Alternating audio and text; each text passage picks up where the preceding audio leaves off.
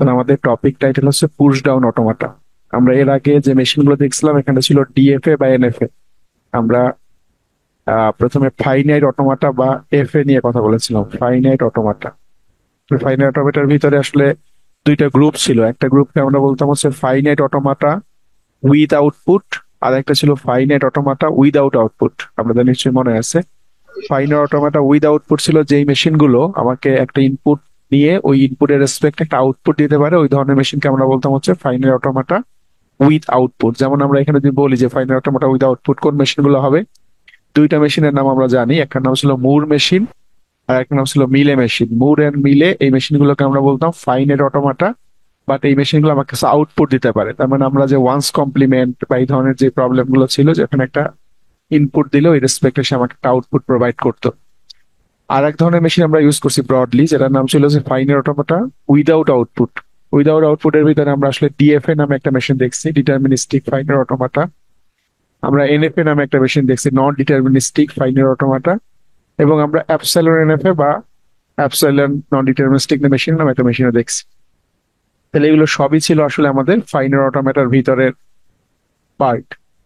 আমরা আজকে যেই নতুন টাইপটা বলতেছি নাম হচ্ছে পুশ ডাউন অটোমাটা। তাহলে পুশ ডাউন অটোমেটার দরকার কেন হলো? আমাদের ফাইনাইট অটোমেটা দিয়ে যে প্রবলেম আমরা সলভ করতাম, এখন এমন কি প্রবলেম আছে যেটা আসলে ফাইনাইট অটোমেটা সলভ করতে পারে না?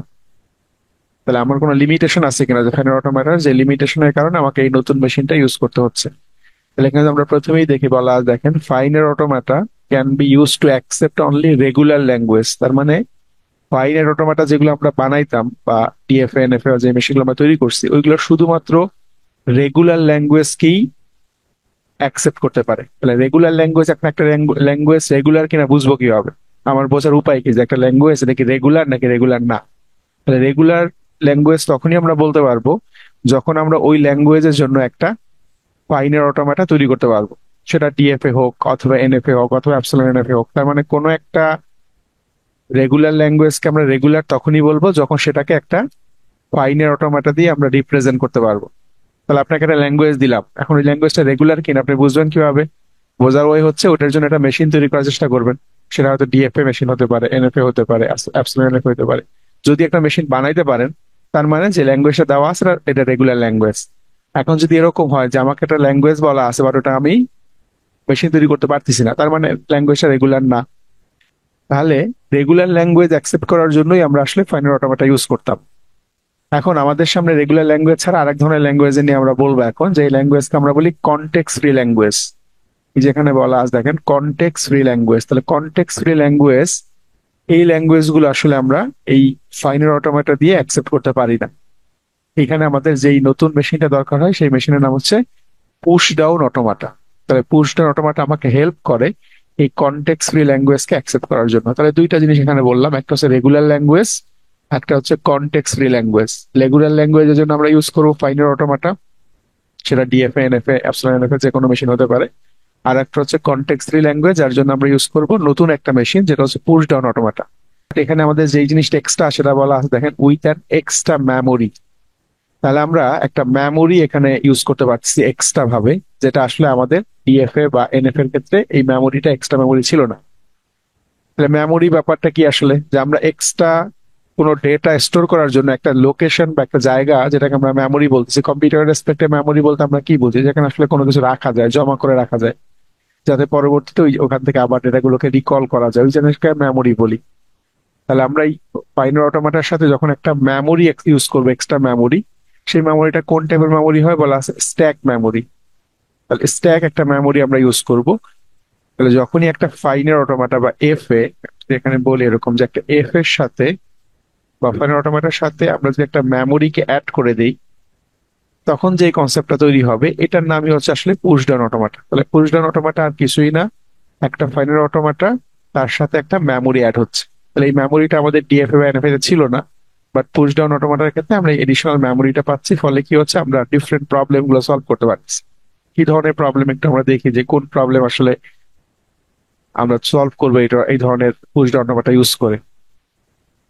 পুশ ডাউন অটোমেটা দেখার আগে আমরা একটু প্রবলেম গুলো নিয়ে কথা বলে আসি, তাহলে আমাদের ব্যাপারটা বুঝতে সুবিধা হবে। আমাকে বলা আছে যে আমাকে হচ্ছে এমন একটা ডিএফএ তৈরি করতে হবে যেটা কি করতে পারবে, অ্যাকসেপ্ট করতে পারবে a to the power n, b to the power m. এখন a to the power n এবং b to the power m দিয়ে আমরা কি বোঝাই আসলে?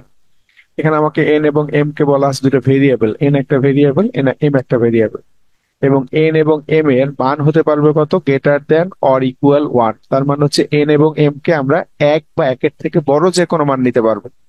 তাহলে আমি যদি দেখি যে আসলে কি হয় সেক্ষেত্রে, তাহলে প্রথমে আমাকে বলা আছে এ পাওয়ার এন বি পাওয়ার এম। তার মানে আমি যদি ধরে নেই, আমরা ধরলাম, জাস্ট ম্যাথে তো আমরা আসলে অনেক সময় কি করি, মান ধরে নেই, তাই না?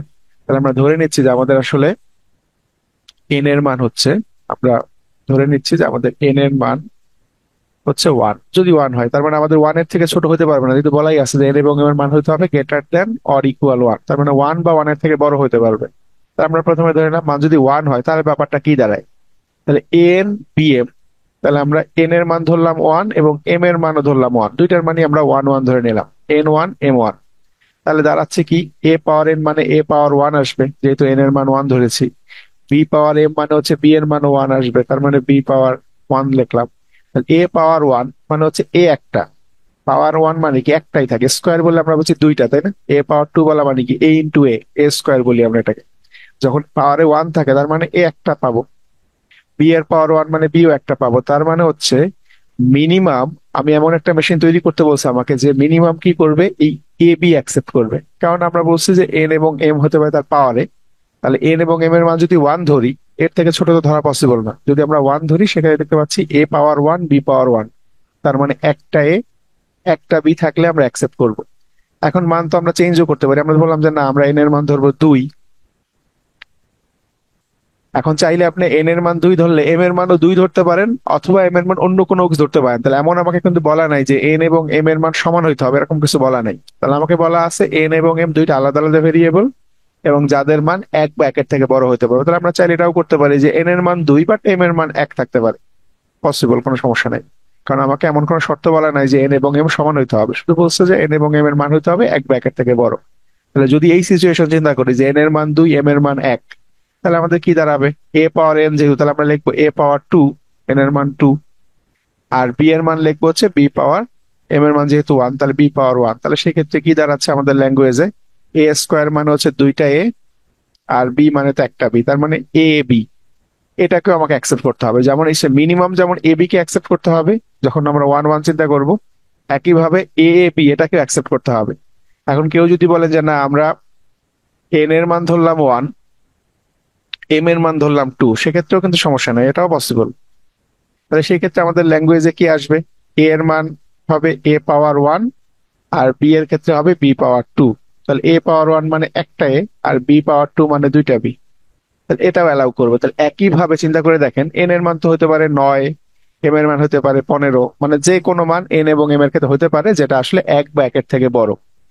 তাহলে আমাকে এমন একটা মেশিন তৈরি করতে হবে যেটা আসলে এই সব ব্যাপারগুলোকে অ্যাকসেপ্ট করে।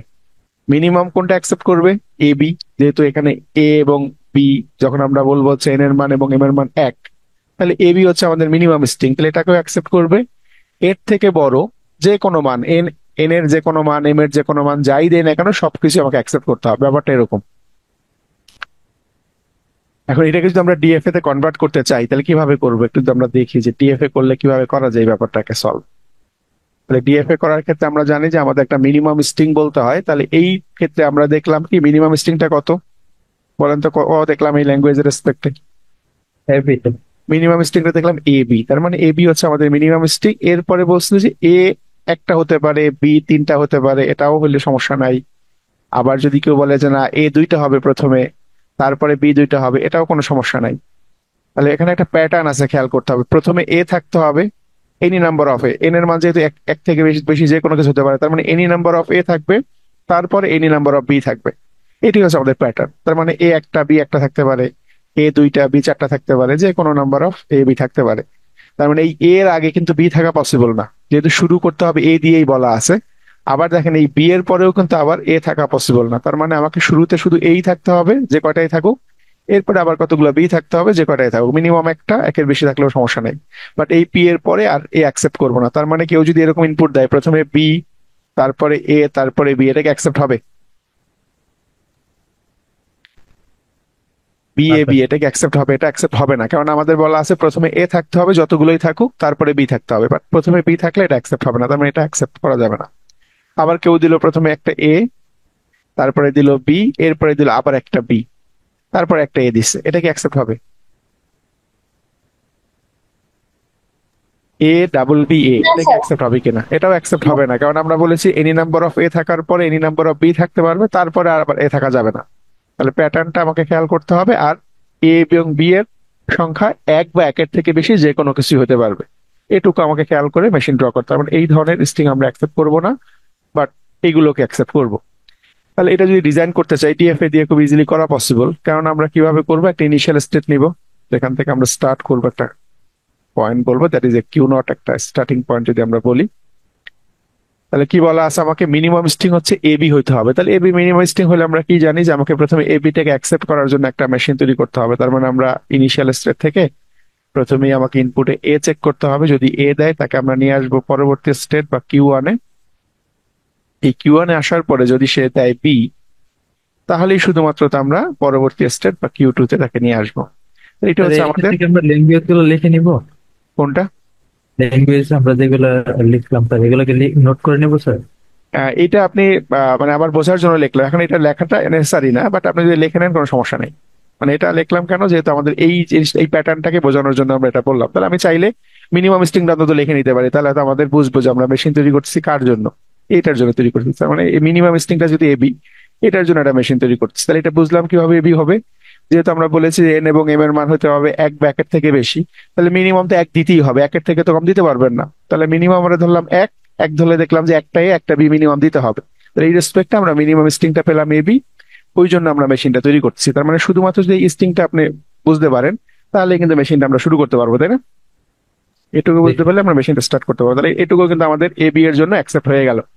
এখন আমরা বলছি যে এ বি একটাও দিতে পারে, এ অনেকগুলা দিতে পারে, বিও অনেকগুলা দিতে পারে, তাহলে সেটাকে তো আমাকে এই মেশিনের ভিতরে সেটা বলে দিতে হবে যাতে ওইগুলো অ্যাকসেপ্ট করে। যেমন কেউ যদি এরকম একটা ইনপুট দেয় এ তিনটা বি, অথবা দুইটা এ দুইটা বি, ওগুলো যাতে অ্যাকসেপ্ট করে, ওটাও তো আমাকে মেশিনে ইনফরমেশন দিতে হবে যে এগুলো দিলেও কিন্তু তুমি অ্যাকসেপ্ট করতে হবে তোমাকে।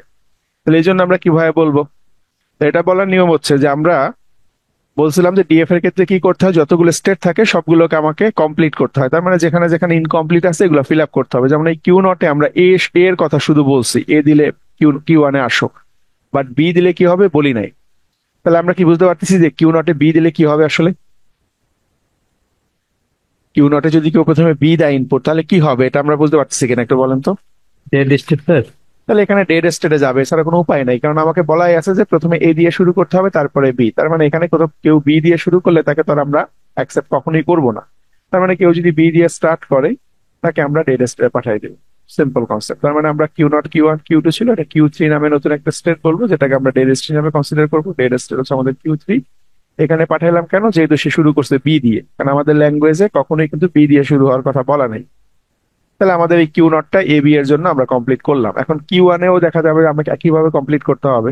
কিউ ওয়ানে বলা আছে যদি কেউ বি দেয় তাহলে তুমি তাকে কিউ টু তে নাও, বাট এ দিলে কি করবে সেটা বলা নাই। এখন কিউ ওয়ানে দেখেন আমরা যদি চলে আসছি কিভাবে, একটা এ দেখে আসছি প্রথমে। এখন আমরা বুঝলাম একটা এও থাকতে পারে, একের বেশিও এ থাকতে পারে, তাই না? দুইটা তিনটা চারটা পাঁচটা যতগুলো খুশি এ থাকতে পারে। তাহলে এই জিনিসটাকে আমরা খুব সিম্পলি কি করি, একটা লুপ বলে দেই, তাই না? যে একবার এ দিয়ে তুমি যখন কিউ ওয়ানে আসছো, এরপরে যতবার এ দিবা এই কিউ ওয়ানেই থাকবা। কেন, একবারই দিচ্ছে, তারপরে দুইবার তিনবার চারবার পাঁচবার 10 বার 15 বার যতবার দেখ আমরা কোনো সমস্যা নাই, কিউ ওয়ানই তাকে রাখবো। এরপরে যখন একটা বি মানে পাস করবে তখন তাকে আমরা কিউ টু দিয়ে দেবো। তার মানে কি নাম্বার অফ এর পরে একটা বি হচ্ছে অ্যাকসেপ্ট হয়ে যাবে। দেখেন আমরা এখানে কি করলাম, তার মানে একবার এ দিয়ে কিউ ওয়ানে আসার পরে যতবার এ দিব ততবারই আমি এখানে লুপ করতে থাকবো। তার মানে আমাকে মাল্টিপল এসে অ্যাকসেপ্ট করতেছে। এখন বি দিয়ে আমি একবার যখন কিউ টু তে আসলাম, তাহলে কনসেপ্ট একই রকম, যে বি দিয়ে আমি একবার কিউ টু তে আসার পরে এরপরে যতবার বি দেই আমি কিন্তু এখানেই লুপ করব। কারণ আমরা বলছি যে বি একটাও থাকতে পারে, তাহলে একটা থাকলে সে অ্যাকসেপ্ট করবে, দুইটা থাকলে তিনটা থাকলে চারটা থাকলেও সে অ্যাকসেপ্ট করবে, সবগুলো অ্যাকসেপ্ট করবে। তার মানে একটা কেউ মিনিমাম, তার মানে কি কেউ যদি একটা এ দেয় তাকে কিউ ওয়ানে নিয়ে আসবে, এরপর একটা বি দিচ্ছে তাকে কিউ টু তে অ্যাকসেপ্ট করবে। বাট কেউ দুইটা এ দিচ্ছে, তার মানে কি করবে, তাকে প্রথমে একটা এ দিয়ে কিউ ওয়ানে আসবে, দ্বিতীয় এর জন্য তাকে কিউ ওয়ানে আবার স্টে করবে, তারপরে বি এর জন্য অ্যাকসেপ্ট করবে। তার মানে দুইটা এ বি দিলেও অ্যাকসেপ্ট হবে। কেউ যদি দুইটা এ দুইটা বি দেয় তার মানে কি হবে, প্রথমে একটা এ দিয়ে তাকে কিউ ওয়ানে আসবে, দ্বিতীয় এর জন্য তাকে কিউ ওয়ানে রাখবে, 3 নাম্বার বি এর জন্য তাকে নিয়ে আসবে এখানে, পরবর্তী বি এর জন্য তাকে আবার কিউ টু তেই রাখবে। তার মানে দুইটা এ দুইটা বি দিলেও কিন্তু অ্যাকসেপ্ট হচ্ছে। তার মানে এনি নাম্বার অফ এ এবং এনি নাম্বার অফ বি দিলেই কিন্তু আমরা এই মেশিন এখন অ্যাকসেপ্ট করতেছি। বাট এই কিউ টু তে এসে যদি কেউ এখন এ দেয়, কিউ টু তে এসে এ দেয়, তার মানে কি? ডেড তো সেটা স্ট্রিট। কি ভুল করতেছে? কারণ জি স্যার। আমাকে তো লাস্টে বি থাকার কনসেপ্ট নাই, আমাকে বলা, সরি, লাস্টে এ থাকার কনসেপ্ট না, আমাকে বলা আছে প্রথমে এ থাকবে, তারপরে বি থাকবে, তারপরে আর কিছু থাকতে পারবে না। মানে বি যতগুলো থাকুক, 1,000 বি থাকুক, 2,000 বি থাকুক, সমস্যা নাই, বাট এই বি এর পরে আর এ আসা যাবে না। তাহলে যদি কেউ এখানে এ দেয়, তাকে আমরা ডেড স্টেটে পাঠিয়ে দিব, ডেড স্টেটে চলে যাও। তাহলে এই ছিল আমাদের কনসেপ্ট। এবং এইখানে ডেড স্টেটে কি করতাম, ডেড স্টেটে যখন চলে আসি, ডেড স্টেটে আমরা এ এবং বি যাই দেই না কেন, এখানে আমরা এটার জন্য লুপ করতে থাকি। এ দিলেও লুপ করবো, বি দিলেও লুপ করবো। তাহলে এই যে মেশিনটা তৈরি করলাম, এটাই আসলে আমাদের এই ল্যাঙ্গুয়েজকে সাপোর্ট করতেছে, এ পাওয়ার এন বি পাওয়ার এ। তাহলে আমরা একটু প্রবলেমটা চেঞ্জ করলাম, চেঞ্জ করে কি করলাম দেখেন, আমি এখানে বলতেছি এ power n b power N. তাহলে এই যে চেঞ্জটা করলাম, এর ফলে চেঞ্জ কতটুকু হচ্ছে আপনারা একটু কি বলতে পারবেন যে চেঞ্জ কতটুকু হচ্ছে মেশিনে? Design a DFA for accepting a power n b power n where n greater than equal 1। তাহলে আগের মেশিন এবং এই মেশিনের ভিতরে ডিফারেন্স কতটুকু কেউ বলবেন? আগে যেটা করছিলাম এবং এটা কি একই নাকি কোনো চেঞ্জ আছে? চেঞ্জ আছে স্যার। কি চেঞ্জ ধরতে পারতেছেন কিনা বলেন তো, চেঞ্জটা কি আসলে? যদি স্যার এ যদি একবার নেই তাহলে স্যার বিও আমার একবার নিতে হবে, মানে রাইট, তার মানে মান এন এর মানটা এক হ্যাঁ, হবে। এইখানে দেখেন আমরা ভেরিয়েবল একটা ইউজ করছি। আগে আমরা যেটা করেছিলাম যে এন এবং এম নামে দুইটা ভেরিয়েবল নিয়েছিলাম। ফলে কি হতে পারতো, এ আমরা একটা নিতে পারতাম, বি 5টা নিতে পারতাম, অথবা বি 10টা নিয়ে এ 2টা নিতে পারতাম, তাই না? মানে আমরা এ এবং বি এর সংখ্যা সমান নিতে হবে এমন কোনো শর্ত কিন্তু আগেরটাই ছিল না। এই জন্য আমরা কি করতাম যে যতগুলা খুশি এ নিতে পারতাম, তারপর যতগুলা খুশি বি নিতে পারতাম, কোনো সমস্যা নেই। বাট এইখানে কিন্তু আমাকে রেস্ট্রিকশন বলতো, আমাকে বলছে কি যে এন নামে একটা ভেরিয়েবল আমরা ইউজ করছি, এ এর পাওয়ারও এন, বি এর পাওয়ারও এন। তার মানে যদি আমরা এন এর মান 1 ধরি, আমরা যদি ধরি যে আমাদের এন এর মান হচ্ছে 1, তাহলে ব্যাপারটা কি দাঁড়ায়? তখন আমাদের দাঁড়ায় হচ্ছে আমাকে অবশ্যই কি হইতে হবে, এ নিতে হবে একটা, বি নিতে হবে একটা, যদি যদি এন এর মান 1 ধরি। যদি এন এর মান 2 ধরি, তাহলে অবশ্যই আমাকে নিতে হবে এ 2টা, তারপরে বি 2টা। যদি 3 ধরেন, তার মানে এ 3টা হবে, বি 3টা হবে। তার মানে এখানে কিন্তু আমাকে অবশ্যই এ এবং বি এর মান সেম হইতে হবে, এটা আমাকে রেস্ট্রিকশন দিচ্ছে। তাহলে প্রথমে এ থাকতে হবে, দ্যাট ইজ ঠিক আছে, প্রথমে এ আছে, তারপরে বি থাকতে হবে, সেটাও ঠিক আছে, বাট এ যতগুলো আছে ততগুলাই বি থাকতে হবে। এখন এই প্রবলেম যদি আমাকে ডিএফএ দিয়ে সলভ করতে বলা হয়, তাহলে আমরা এই প্রবলেম কি ডিএফএ দিয়ে সলভ করতে পারবো, যেটা আমরা এই মাত্র করলাম এম এন এর জন্য? এটা কি ডিএফএ দিয়ে সলভ করা যাবে কিনা? আই থিঙ্ক এনএফএ লাগবে। এনএফএ লাগবে, আচ্ছা। তাহলে এনএফএ বা ডিএফএ কোনো ব্যাপার দিয়েই আমরা আসলে এই পার্টিকুলার প্রবলেম সলভ করতে পারবো না। কেন পারবো না? আমরা যেটা করতে পারবো আসলে, আমরা যে এই আগের মেশিন যেমন করছিলাম, যে কোনো একটা ইনিশিয়াল স্টেট থেকে শুরু করতাম। ধরেন এটা আমরা যদি আবার একটু চিন্তা করি, যে একটা ইনিশিয়াল স্টেট থেকে শুরু করতাম আমি, কিউ নট। এরপরে আমাকে মিনিমাম স্ট্রিং যেহেতু এ বি হইতে হবে, তার মানে আমাকে প্রথমে অবশ্যই প্রথমে এ পাইতে হবে, এ দিলাম। এ দিলে আমি চলে আসবো পরবর্তী স্টেট বা কিউ ওয়ান স্টেটে। এরপর আমাকে পেতে হবে বি, যেহেতু আমাকে মিনিমাম স্ট্রিং এ বি আছে, আমি চলে আসবো কিউ টু স্টেটে। এটুকু তো মেইন আগের মতোই সেম, একটা এ একটা বি এর জন্য। বাট 2টা বি হইলে 2টা এ হবে, যে 3টা এর জন্য 3টা বি হবে, এই জিনিসটা নিয়ে আমরা ঝামেলায় পড়ে যাবো। কেন ঝামেলায় পড়বো? আমরা আগে কি করতাম, যে একটা এ দিয়ে কিউ ওয়ানে আসার পর একটা লুপ ইউজ করতাম। লুপ দিয়ে বলতাম যে এরপর যতগুলা এ পাবা তুমি অ্যাকসেপ্ট করবা, বি এর ক্ষেত্রেও একবার বি পেয়ে এখানে আসার পর যতগুলা বি পাবা তুমি অ্যাকসেপ্ট করবা। বাট এখানে ঝামেলাটা দাঁড়াচ্ছে এরকম, কেউ যদি কেউ যদি কি করলো প্রথমে, এরপর আমরা পুরো মেশিনটা কমপ্লিট করে নিই, এরপর আমরা বলছিলাম যে কেউ যদি বি দিয়ে শুরু করে তাকে আমরা ডেটে পাঠিয়ে দিব, মানে কিউ থ্রিতে পাঠিয়ে দিব, যেহেতু বি দিয়ে শুরু করাটা আমরা অ্যাকসেপ্ট করবো না। আবার কেউ ওই যে কিউ টু দিয়ে আসার পর যদি এ দেয়, তাকেও আমরা কিউ থ্রিতে পাঠাবো এ এর জন্য। এবং এখানে এ বি এর জন্য আমরা লুপ করবো। এটাই বলছিলাম যখন এন এবং এম নামে দুইটা আলাদা আলাদা ভেরিয়েবল ছিল। বাট এখানে যদি একটাই ভেরিয়েবল, তাহলে এখানে প্রবলেমটা কি দাঁড়াচ্ছে, আমি ইনপুটে দিলাম মেশিনকে যে 2টা এ, এরপরে দিলাম 3টা বি, 2টা এ 3টা বি দিলাম। তাহলে মানে ব্যাপারটা কি দাঁড়াচ্ছে, 2টা এ দিলে কি হবে, কিউ নট থেকে শুরু হলে প্রথম এ দেখে সে আসবে কিউ ওয়ানে, দ্বিতীয় এ এর জন্য সে কিউ ওয়ানেই থাকবে, তারপরে বি এর জন্য সে কিউ টু তে যাবে, এরপরে 2টা 3টা 4টা 5টা যতগুলোই বি দেই না কেন, সে কিউ টু তেই থাকবে। তাহলে এইখানে এ এবং বি কিন্তু সমান হচ্ছে না। কেন সমান হচ্ছে না? এই কারণটা হচ্ছে এরকম যে আমরা যে লুপ ইউজ করি, লুপটা আমাদের কিন্তু আসলে ইনফাইনাইট লুপ বলি আমরা এটাকে, যে যতবার খুশি ঘুরতে পারবো। এমন কোনো রেস্ট্রিকশন দেওয়া নাই যেখানে দুইবারই শুধু অ্যাকসেপ্ট করবে, দুইয়ের বেশি নেওয়া যাবে না। তাই লুপের ক্ষেত্রে আমি যদি এখানে 100 বারও দেই, সে কি এই লুপেই ঘুরবে না? একটু বলেন তো। জি স্যার। তাহলে আমরা ডিএফএ তে যে লুপ ইউজ করি, এই লুপটা কিন্তু আসলে কোনো ডিফাইন লুপ না, এটা কি ইনফাইনাইট লুপ। তার মানে এখানে আমরা চাইলে যতবার খুশি এ দিতে পারি, যতবার খুশি বি দিতে পারি। তার মানে এটা আসলে আমাকে এই যে কাউন্টিং এর যে ব্যাপারটা ছিল যে এ যতগুলো আছে বি ততগুলো আছে, সেটা কিন্তু এই মেশিন আমাকে কখনোই এই ধরনের ব্যাপারটা আমাকে অ্যালাউ করবে না। তাহলে যদি আমাকে বলা থাকে যে, যদি এরকম বলা থাকতো যে a power n b power n, but n এর মানটা এক্স্যাক্টলি বলা আছে, এটার মানে এন এর মান হবে 2 এক্স্যাক্টলি, অথবা এন এর মান বলা আছে 3, এন এর মান বলা আছে 5, যখন নির্দিষ্ট একটা মান বলবে এন এর, তখন আমরা ডিএফএ বানাইতে পারবো। যখন এন এর মান 2 বলা থাকবে নির্দিষ্ট, তখন আমাদের আসলে ল্যাঙ্গুয়েজে কি বসবে? দুইটা এ থাকবে, দুইটা বি থাকবে। তাহলে সেক্ষেত্রে কিন্তু আমাদের লুপ লাগতেছে না, কারণ আমরা তখন কি করব? যে কিউ নট স্টেটে প্রথমে একটা এ দেখে কিউ 1-এ আসবো, এরপরে কিউ 1 থেকে আরো একটা এ দেখে কিউ 2-তে যাব, কিউ 2 থেকে একটা বি দেখে কিউ 3-তে যাব, দেন কিউ 3 থেকে আরেকটা বি দেখে কিউ 4-এ যাব। ব্যাপারটা এরকম কিনা বলেন তো? যখন দুইটা এ দুইটা বি বলা থাকবে, তখন আমরা কি করব? প্রথমে এর জন্য একটা স্টেট চেঞ্জ করলাম, দ্বিতীয় এর জন্য আরেকটা স্টেট চেঞ্জ করব, তারপরে বি এর জন্য আরেকটা স্টেট, পরের বি এর জন্য একটা স্টেট। তার মানে এক একটা স্টেট চেঞ্জ করে করে আমরা করে একটা করে ইনপুট কাউন্ট করতেছি। বাট যখনই আমাকে বলা থাকবে যে এন এর মান হচ্ছে 1 বা 1-এর থেকে বড়, তার মানে কি এন এর মান তো যে কোনো কিছু হতে পারে, 5 হইতে পারে, 10 হইতে পারে, 15 হইতে পারে, আমি তো জানি না কত হবে এন এর মান। তাহলে সেক্ষেত্রে কিন্তু আমি এই যে লুপ ইউজ যেটা করতাম, এই লুপ ইউজ করলে কিন্তু আমাদের আমি বুঝতে পারছি না যে এন এর মানটা আসলে মানে কতবার আমি লুপে ঘুরতেছি। এটা কি আমরা কাউন্ট করতে পারি বলেন তো? হ্যাঁ স্যার। এই যে লুপ দিয়ে কি আমরা কাউন্ট করতে পারি যে এ কতবার আসলো? পারি না কিন্তু। তার মানে আমি যদি কেউ একবার এ দেয় তাকেও আমরা অ্যাকসেপ্ট করতেছি, কেউ যদি 10 বার এ দেয় তাকেও অ্যাকসেপ্ট করতেছি। মানে লুপ বলতেছে কি যে তুমি যতবার এ দিবা তুমি ততবার এখানেই থাকবা।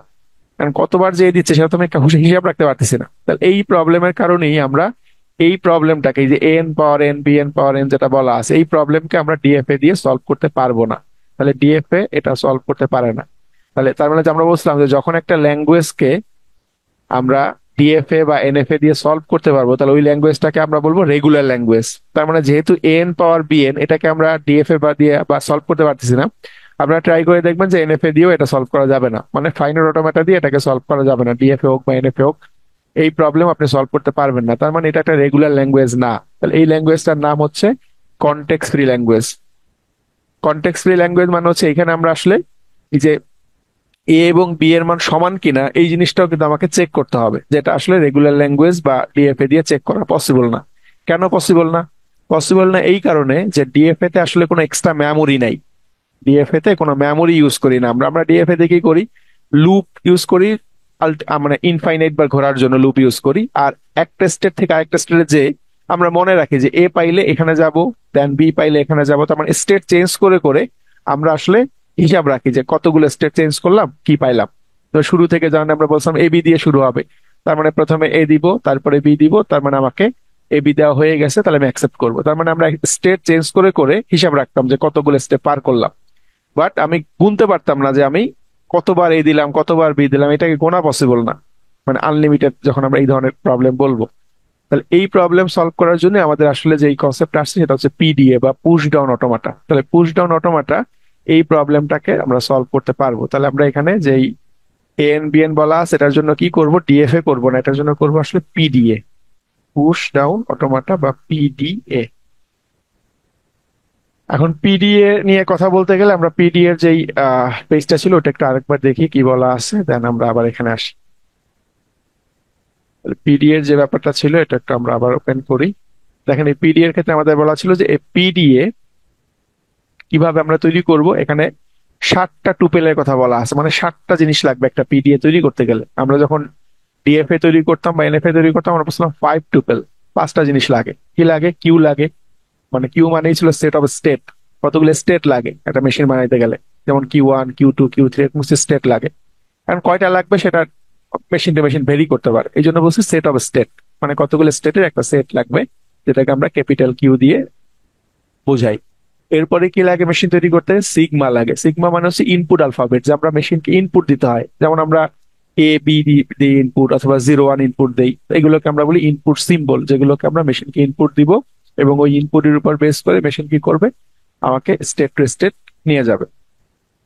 নেক্সট এখানে যে এই সিম্বলটা দেওয়া আছে এটা নতুন, এটা আমাদের ডিএফএ বা এনএফএ আমরা দেখি নাই। এই সিম্বলটার নাম হচ্ছে টাউ, TAU, টাউ। এই টাউ সিম্বলকে আমরা বলবো যেটা হচ্ছে পুশ ডাউন সিম্বল। এখন পুশ ডাউন সিম্বল কি জিনিস, আমরা বলেছিলাম যে এই যে পিডিএ, এই ব্যাপারটা হচ্ছে আসলে এরকম। পিডিএ মানে হচ্ছে আমাদের যেই ফাইনাইট অটোমাটা বা মেশিন যেটা ছিল ওই মেশিনের সাথেই আমরা কি করব, একটা এক্সট্রা মেমোরি ইউজ করব, একটা মেমোরি ইউজ করব। এই মেমোরিটা কোন টাইপের মেমোরি হবে, এটা একটা স্ট্যাক মেমোরি হবে, স্ট্যাক। আমরা যারা ডেটা স্ট্রাকচার পড়ছি, আপনারা কি পড়ছেন ডেটা স্ট্রাকচার বলেন তো? স্যার এটা রানিং সেমিস্টারে আছে। আচ্ছা, রানিং সেমিস্টারে আপনাদের ডেটা স্ট্রাকচার আছে, তাহলে এই যে আপনি রানিং সেমিস্টারে যে ডেটা স্ট্রাকচার থাকে ওইখানে স্ট্যাকের কথা শুনছেন এখন পর্যন্ত? কি বলছে স্ট্যাক নিয়ে কথাবার্তা? জি স্যার। আচ্ছা, স্ট্যাক নামে এক ধরনের আমাদের ডেটা স্ট্রাকচার আছে যেখানে আমরা কি করতে পারি, আমরা কিছু আইটেম স্ট্যাকের ভিতরে রাখতে পারি। যেমন এই আইটেম যখন আমরা স্ট্যাকে রাখি তখন ওই কনসেপ্টটাকে আমরা বলি হচ্ছে পুশ করা। কোন একটা আইটেম যখন স্ট্যাকে আমরা রাখি এই কনসেপ্টটাকে আমরা বলি পুশ, যেটাকে আমরা নর্মালি অ্যারে বা অন্য ক্ষেত্রে বলি হচ্ছে ইনসার্ট করা। তাহলে আমরা তো আসলে ভেরিয়েবলের কনসেপ্ট সবাই জানি যে ভেরিয়েবল আসলে কি করতে পারে, একটা করে ভ্যালু স্টোর করতে পারে। তাহলে যখন আমাদের একটা ভ্যালু স্টোর করতে হয় তখন আমরা হয়তো ইন্টিজার টাইপের বা ফ্লট টাইপের একটা ভেরিয়েবল ডিক্লেয়ার করি এবং ওটার ভিতরে একটা ভ্যালু রেখে দেই। বাট যখনই আমাকে মাল্টিপল ভ্যালু নিয়ে কাজ করতে হয় তখন আসলে আমাকে ভেরিয়েবল হেল্প করে না, তখন আমাদের ডিফারেন্ট ডেটা স্ট্রাকচারে যেতে হয়। ডেটা স্ট্রাকচারের ভিতরে আমাদের কি কি স্ট্রাকচার ছিল, একটা ছিল array structure, array. Array concept অবশ্যই শুনছেন। অ্যারে মানে ছিল কি যে কি করতে পারে, মাল্টিপল ভ্যালু স্টোর করতে পারে। তাহলে এটা যদি একটা অ্যারে হয় তাহলে আমরা বললাম যে অ্যারের নাম হচ্ছে এ। তাহলে এটাকে এইভাবে ডিফাইন করতে হয়, ইন্টিজার অ্যারে হলে আমাদের অ্যারের সামনে এরকম একটা থার্ড ব্র্যাকেটের ক্লোজ দিতে হয়, যেটা দেখে আমরা বুঝি দ্যাট ইজ অ্যারে, মানে মাল্টিপল ভ্যালু রাখতে পারবে। তাহলে কোন টাইপের, যদি আমরা সি প্রোগ্রাম করি তাহলে অবশ্যই টাইপটা বলতে হয়, যেটা কোন টাইপের অ্যারে বলতে হবে, যেটা ইন্টিজার টাইপের অ্যারে নাকি ফ্লোট টাইপের অ্যারে নাকি স্ট্রিং টাইপের অ্যারে।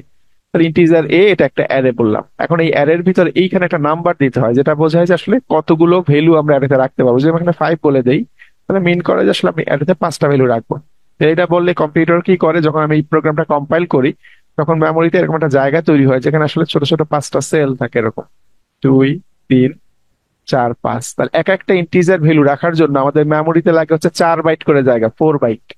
এক একটা ইন্টিজার ভ্যালু রাখার জন্য 4 বাইট করে জায়গা লাগে। তাহলে যেহেতু আমি এখানে 5টা ইন্টিজার রাখবো তাহলে আমাকে 4 × 5 তার মানে 20 বাইটের একটা জায়গা সে দখল করবে এই এই মানে এই লাইনটা লেখার কারণে। যেহেতু আমি একটা অ্যারে তৈরি করছি ইন্টিজার টাইপের এবং 5 বলছে এখানে, তার মানে আমাকে এক একটার জন্য যদি 4 বাইট করে লাগবে তাহলে 4×5 = 20 বাইটের একটা জায়গা সে দখল করবে আমাদের র্যাম থেকে। এরপরে কি হবে, সে কিভাবে হিসাব করবে যে আমি কোথায় কি রাখছি। এই ক্ষেত্রে এই প্রথম যেটাকে, এটাকে আমরা বলি হচ্ছে এর পজিশন 0, যেটাকে আমরা ইন্ডেক্স নাম্বার বলে থাকি অ্যারের ক্ষেত্রে, যেটা হচ্ছে অ্যারের 0 পজিশন। পরেরটা হচ্ছে অ্যারের 1 নাম্বার পজিশন।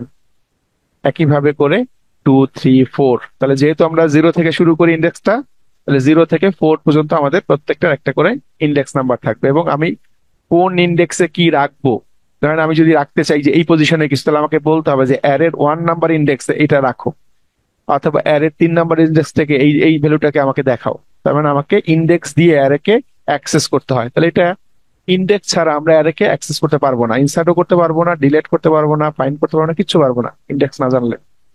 তাহলে ইন্ডেক্সের ঝামেলা থেকে আমরা যদি মানে বের হইতে চাই তাহলে একটা ডেটা স্ট্রাকচার আমাকে হেল্প করে, যার নাম হচ্ছে স্ট্যাক। স্ট্যাকের ক্ষেত্রে যে সুবিধাটা হচ্ছে এখানে আসলে যে মেমোরিটা আমরা ইউজ করবো বা যেই ডেটা স্ট্রাকচার ইউজ করবো এখানে আসলে কোনো ইন্ডেক্স নাম্বার নাই। তাহলে স্ট্যাককে আমরা বলি হচ্ছে জিরো অ্যাড্রেস ডেটা স্ট্রাকচার, মানে এখানে কোনো অ্যাড্রেসিং নাই। যে প্রত্যেকটা, যেমন যেমন অ্যারের ক্ষেত্রে কি ছিল, প্রত্যেকটা সেলে একটা অ্যাড্রেস ছিল, যেটা অ্যাড্রেস হচ্ছে A0, এটা অ্যাড্রেস হচ্ছে A1, এটা অ্যাড্রেস A2। বাট এইখানে আসলে কোনো অ্যাড্রেসিং নাই। তাহলে আমরা হিসাব কিভাবে রাখবো যে কোথায় কি রাখতেছি। তাহলে এইখানে আমরা একটা কনসেপ্ট ইউজ করি যেটাকে আমরা বলি হচ্ছে, শুনছেন মেবি আপনারা, যে লাস্ট ইন ফার্স্ট আউট, শুনছেন না? LIFO, last in first out. G sir. Last in first out মানে হচ্ছে যেটা আগে রাখি আমরা স্ট্যাকে ওইটা আমরা কি করি, সবার থেকে পরে বের করি, তাই না? লাস্ট ইন মানে লাস্টে যেটা ইন হয় এটাই আমরা কি করব, আগে বাইর করব। মানে যেটা প্রথমে রাখবো সেটা সবার লাস্টে বের করবো। ব্যাপারটা এরকম, ধরেন আমরা যদি অনেকগুলো বই কোথাও জমা করে রাখি একটার পর একটা করে, টেবিলের উপরে আমরা অনেকগুলো বই রাখি না, ধরেন আমরা প্রথম বইটা রাখলাম টেবিলের উপরে, একদম টেবিলের সারফেসের উপরে প্রথম বই রাখলাম। এর উপর আরেকটা বই রাখলাম, এর উপর আরেকটা বই রাখলাম, এটাকে স্ট্যাক বলতেছি আমরা। এক একটা বইয়ের উপর একটা বই করে রেখে একটা স্তূপ করে ফেললাম। এখন যখন বই সরাইতে যাব তখন আমরা কি করি, সব থেকে লাস্টে যে বইটা রাখছি প্রথমে এই বইটা সরাই এখান থেকে, এটা যখন সরাই ফেলি তারপরে দ্বিতীয় বইটা সরাই, তারপরে এই পরের বইটা সরাই। তাহলে এটাই হচ্ছে স্ট্যাকের প্রপার্টি, যে আমরা রাখি যখন তখন কি করি, প্রথম যেটা রাখি সবার নিচে রাখি, আর সবার শেষে যেটা রাখি সেটা সবার উপরে রাখি, এবং যখন সরাবো তখন আসলে এই উপরেরটাই সরাবো। এই কনসেপ্ট আমরা এখানে ইউজ করি। তাহলে এই ক্ষেত্রে আসলে কোনো অ্যাড্রেসিং লাগে না। ব্যাপারটা কেমন, যে আমরা এইখানে একটা পয়েন্টার ইউজ করি যেটাকে আমরা বলি হচ্ছে স্ট্যাক পয়েন্টার। তাহলে দেখেন আমরা কি করব, যেটাকে আমরা বলি হচ্ছে স্ট্যাক পয়েন্টারের নাম হচ্ছে এখানে টপ অফ দ্য স্ট্যাক, বা টিওএস বলতে পারি সংক্ষেপে, টিওএস বা টপ অফ স্ট্যাক। তাহলে যখন এই স্ট্যাকটা ফাঁকা থাকবে তখন আমরা আমাদের স্ট্যাক টপ থাকবে কোথায়, একদম এই যে এটা নিচে, এটা থাকবে টপ অফ স্ট্যাক, যেহেতু আমাদের স্ট্যাকটা ফাঁকা, কিছুই নাই। যখনই আমি একটা ভ্যালু এটার ভিতরে রাখবো তখন এই টপ অফ স্ট্যাকটা কি হবে, একটু উপরে উঠবে, মানে পরের ভ্যালুটাকে আমাকে ইন্ডিকেট করবে। আবার যখন একটা রাখবো এই টপ অফ স্ট্যাকটা আবার চেঞ্জ হয়ে উপরে চলে আসবে। তাহলে টপ অফ স্ট্যাক মানে হচ্ছে স্ট্যাকের টপ কোথায়, মানে স্ট্যাকের টপে কি আছে এটা আমাকে ইন্ডিকেট করার জন্য আমরা বলছি টপ অফ স্ট্যাক। তাহলে স্ট্যাকে শুধুমাত্র আমরা কি করতে পারি, কোনো একটা ভ্যালু রাখতে পারি যেটাকে আমরা বলি পুশ, আর স্ট্যাক থেকে আমরা কোনো একটা আইটেম বের করতে পারি যেটাকে আমরা বলি পপ। তাহলে স্ট্যাকের ক্ষেত্রে দুইটা অপারেশন, একটা হচ্ছে পুশ অপারেশন মানে কোনো কিছু রাখা যায়, আর একটা হচ্ছে পপ অপারেশন বা স্ট্যাক থেকে কোনো কিছু বের করা যায়। এখন যখন পুশ করব, ধরেন আমি স্ট্যাকের ভিতরে এ পুশ করব, পুশ করলে কি হবে, এইখানে এটা প্রথমে বসবে। ধরেন আমার নিচের সেলে কিছু আছে, আমি পুশ করলাম, এটা বসছে। তাহলে আমাদের টপ অফ স্ট্যাক কোনটা, এখন এইটা, এই পজিশনটা, এটা হচ্ছে টপ অফ স্ট্যাক, যেহেতু আমাদের এটাই টপ স্ট্যাকের, এর উপরে আর কিছু নাই।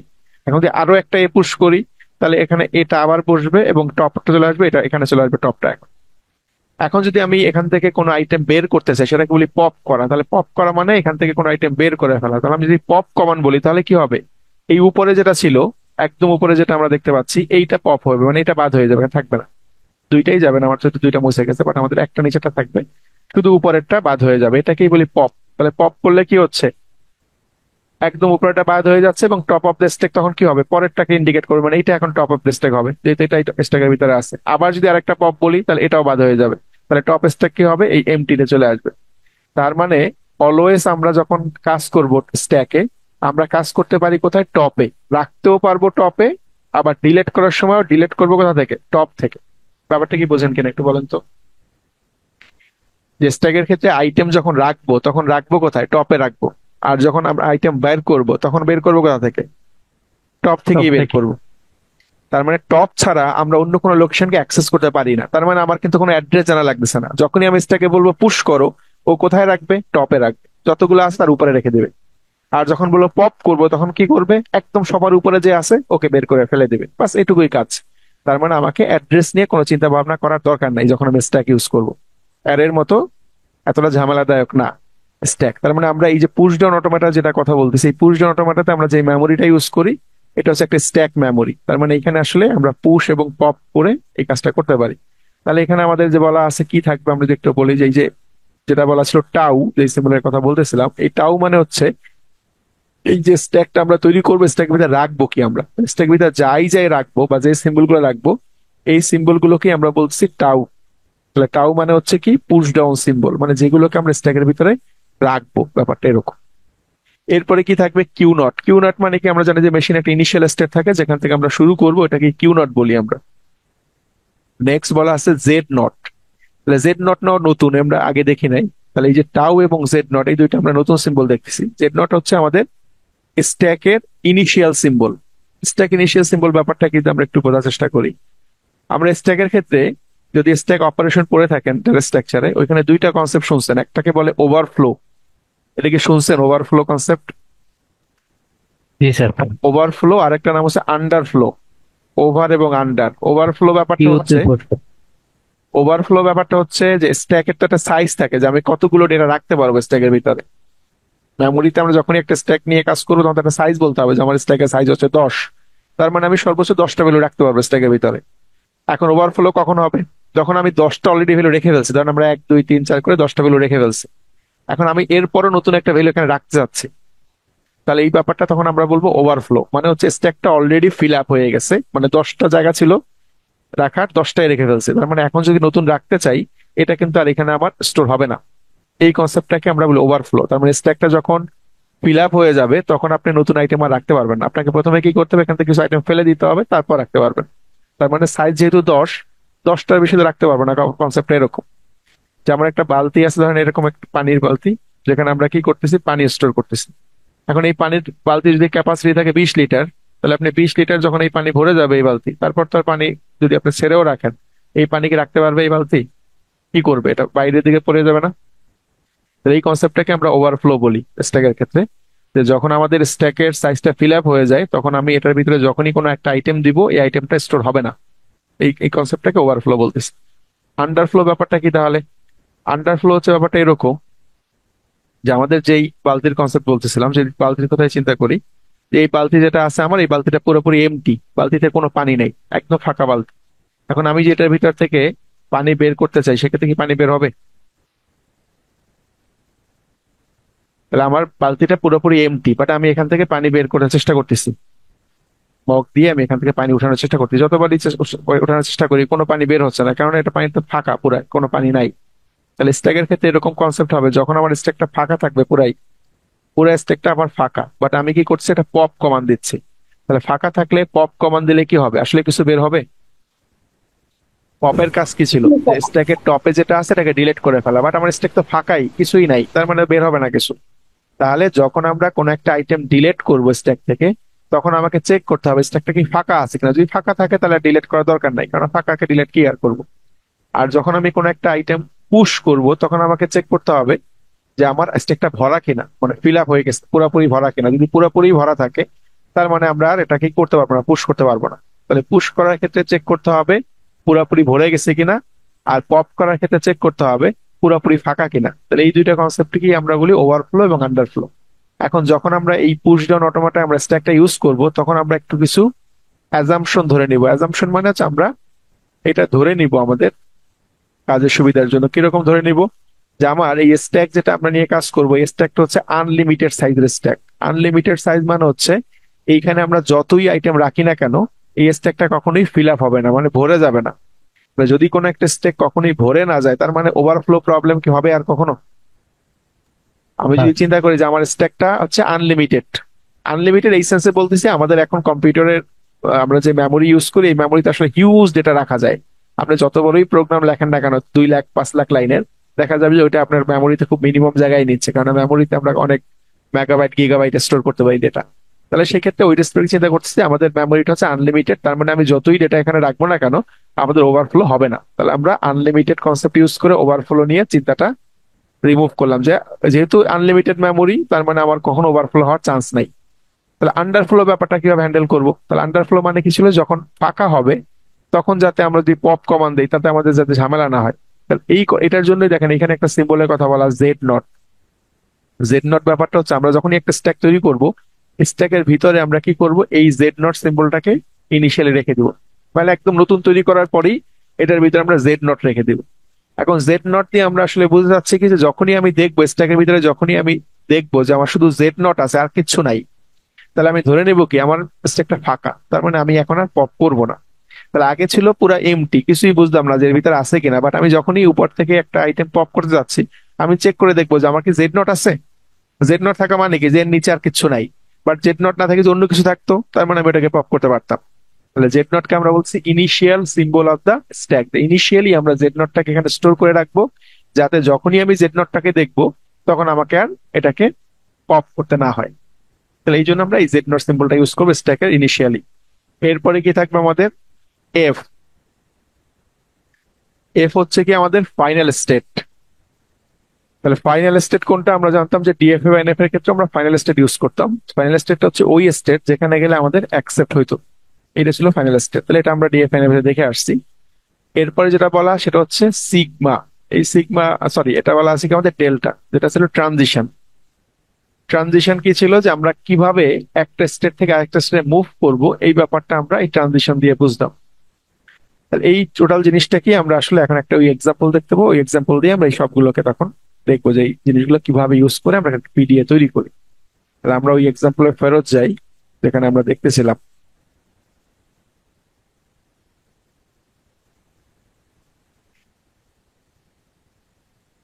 তাহলে এই এক্সাম্পলটা আমরা দেখবো যে এখন এই পিডিএটা আমরা তৈরি করব, দেখবো যে ওইখানে কিভাবে এই জিনিসগুলো ইউজ হয়। তাহলে আমাদের কনসেপ্টটা ছিল কিরকম, আমরা যদি আবার একটু বলি, এখানে আমাদের ছিল যে এন হচ্ছে আমাদের একটা ভেরিয়েবল এবং তার মান হতে হবে এক বা একের থেকে বড়। তার মানে এন এর মান যখন 2 হবে, দুইটা এ দুইটা বি থাকবে, 3 হলে তিনটা এ তিনটা বি থাকবে। তাহলে আমরা এইখানে এই যে পিডি এর ক্ষেত্রে কনসেপ্টটা এরকম যে আমরা একটা ইনপুট টেপ চিন্তা করবো। দেখেন আমি এখানে একটা ইনপুট টেপ আঁকতেছি, ধরেন এটা একটা টেপ যার ভিতরে আমরা কি করি, ইনপুট রাখি। আমরা হয়তো কম্পিউটারে যখন পড়ছি তখন ম্যাগনেটিক টেপ নামে এক ধরনের টেপ মেমোরির কথা শুনছি, যেটাকে বলে সিকুয়েন্সিয়াল স্টোরেজ, যার ভিতরে আমরা কি করতে পারতাম, ডেটা রাখতে পারতাম অথবা ডেটা ওখান থেকে রিড করতে পারতাম। মনে করতে পারেন আপনারা সবাই ছোটবেলায় যদি অডিও ক্যাসেটে গান শুনে থাকেন, অডিও ক্যাসেটে শুনছেন না সবাই, অডিও ক্যাসেট ইউজ করে গান শোনা, ওখানে একটা টেপ মেমোরি ছিল না ফিতার মতো, যেটা আমাদের ক্যাসেট প্লেয়ার ইউজ করে গান শুনতে হইতো, মনে পড়ে কারো? হ্যাঁ স্যার, মনে পড়ে।